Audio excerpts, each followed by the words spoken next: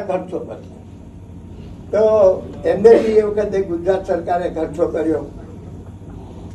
પછી ભૂપેન્દ્રભાઈ આવ્યા એટલે ભૂપેન્દ્રભાઈએ બી એવું કીધું કે ભાઈ આ પ્રથા ચાલુ રાખો, આપણે બધે કરીએ છીએ, આખા ગુજરાતમાં, સોમનાથમાં કરીએ છીએ, જુનાગઢમાં કરીએ છીએ, બધે કરીએ છીએ, તો વડોદરામાં બી કરતા રાખીએ. એટલે એ વખતે મારે ચર્ચા થયેલી. મેં કહ્યું ભાઈ તમે કોર્પોરેશનને ના સોંપો, આ તમે કલેક્ટરને સોંપો, કારણ કે અહીં રાજકારણ બહુ છે. એટલે એ વખતે બી મેં વાત કરેલી કે તમે આ કોર્પોરેટ. હવે 2023માં જયારે ભૂપેન્દ્રભાઈ આ વાત કરી કે એ બધા કાર્યક્રમ રંગે ચર્ચા કરો, પરંતુ જે કાર્યક્રમમાં જેને જેને જે બી ધારો કે માઇક વાળા છે કે આ છે, એને પૈસા બધા કોર્પોરેશને ચૂકવી દીધા. પરંતુ સંકલનમાં આ બિલ મંગાવવામાં આવ્યું. પછી આ બિલ એ વખતે મને ફોન આવેલો આપણા મહામંત્રી જે હતા ભાર્ગવભાઈ, એનો ફોન આવ્યો કે ભાઈ આ બિલ મોટું છે તો તમે સુધારો ને. ભાઈ કોર્પોરેશન બિલ બનાવતી હોય તો હું કઈથી સુધારું? કોર્પોરેશન બિલ બનાવતી હોય તો મારે કઈ રીતે સુધારવું? કે અમે પૈસા આપી દઈએ છીએ પણ તમે ઓછા કરાવો. મેં કહ્યું ભાઈ તમે બેઠા છો સંકલનમાં, તમે કરો ને, મારા શેના માટે કરવાનું? સંકલન તો હું કરતી જાય છે નાનું મોટું,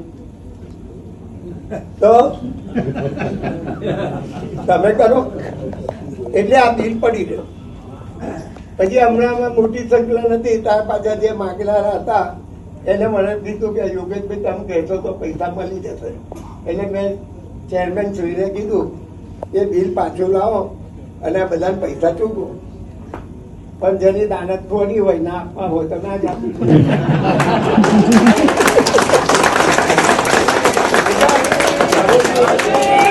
કરોડ રૂપિયાનું બિલ કઈ નાનું મોટું નથી. આ શહેરમાં સરકારમાં કરોડો રૂપિયા, ને સરકાર ધર્મ પછાડી કરોડો રૂપિયા કરશે. હવે જો ઉત્તર ગુજરાતમાં યોગી સરકાર અબજો રૂપિયા કરશે ધર્મ પછાડી. ત્યાં બધા કેમેરામેન આજે આ માટે જ આવ્યા છે.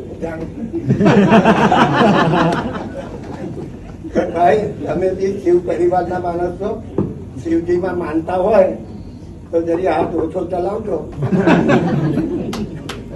કારણ કે જો આ મારું નથી, આ સંસ્થાનું નથી, આ તમારા બધાનું છે ને. તમારે તો સારું થાય એટલે કરવું જોઈએ. આ કેમેરા લઈ નીકળો છો,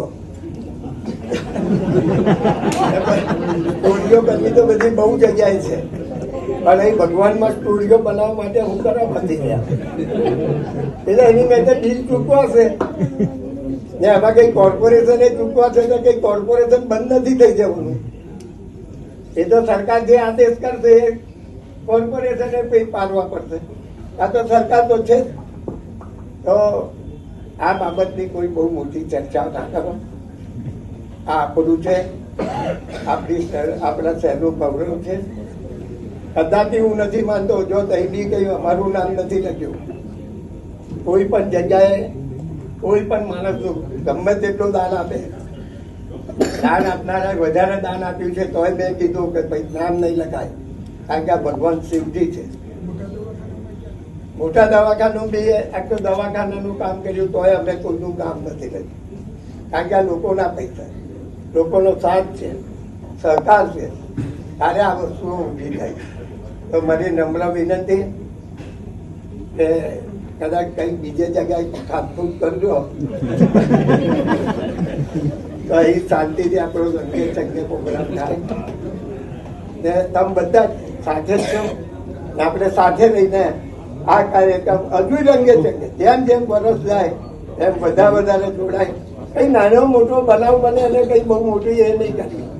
આટલા કરોડો માણસ કઈ ભેગા થયા તો છાપાવાળા કે બધા આટલા મરી ગયા ને આ મરી ગયા, ભાઈ આટલો મોટો થાય. સરકાર તો પોતે આજે હવે બી જો આ કાર્યક્રમ થાય છે તો છેલ્લા 10 દિવસથી કેમ સારી કોઈને વાગે નહીં, એક જણને વાગેલું તો મરી ગયેલું ખબર છે નાયમંદી પાસે ગિરજીમાં, તો અમારા ટ્રસ્ટ તરફથી પૈસા આપ્યા એના. એટલે અમે બધી રીતે આ બધા જે બેઠા છે ને આ શહેરના બધા જવાબદાર માણસ છે.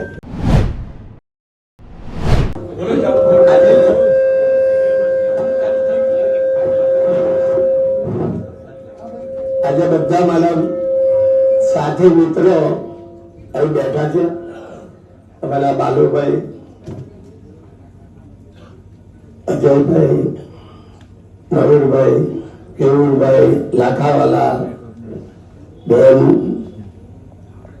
આપણી સાંસદ તેમજ મનીષાબેન, મેયરશ્રી, અમારા પાર્ટીના અમારા સિંધુના પ્રમુખ શ્રી, પણ આ બધાનું જ છે. આ જેટલા બેઠા છે અહીં આવ્યા છે કારણ કે આપણે તો બનાવીને આ શહેરને આપી દીધું, કોર્પોરેશન આપી, એટલે યોગેશભાઈનું કશું જ છે નહીં. હવેના વર્ષોમાં આ શિવજીની સવારી હોય કે શિવજીની આરતી હોય એ બધા પોતાના માથે લઈ ગયો કે બધા કેવું છે મારી છે. યોગેશભાઈનું કશું જ નથી. જો કોઈ બધા જ જો સાથે ના હોત ને તો આ વસ્તુ શક્ય હતું. ખાસ કરીને મારે થોડી વાત કરવી છે. જ્યારે તત્કાલીન મુખ્યમંત્રી સુરેશભાઈ જ્યારે આ રાજ્યના મુખ્યમંત્રી હતા તે વખતે વડોદરાના મેયર હેમચંદ્ર બોચરિયા અને કમિશનર અલોડિયા ત્યારે આ સુસાગર સાફ કરવાની વાત થઈ, ખોદવાની વાત થઈ. બાજુમાં જ અમારી પોરનું એક બોટિંગ ક્લબ હતી. અમે બધા બોટિંગ કરવા જતા હતા સુસાગરમાં. એ મધ્યમાં એક ઓવારો હતો. ત્યાં અમે રેસ લઈએ તો ઉભા રહીએ, તરતા તરતા આખા સુસાગર ચક્કર મારતા હોય તો તઈ ઉભા રહી. એ જયારે નીકળ્યું એટલે સ્વામીજીની વાત યાદ આવી અને એ વખતે મેં સુરેશભાઈને બધી વાત કરી.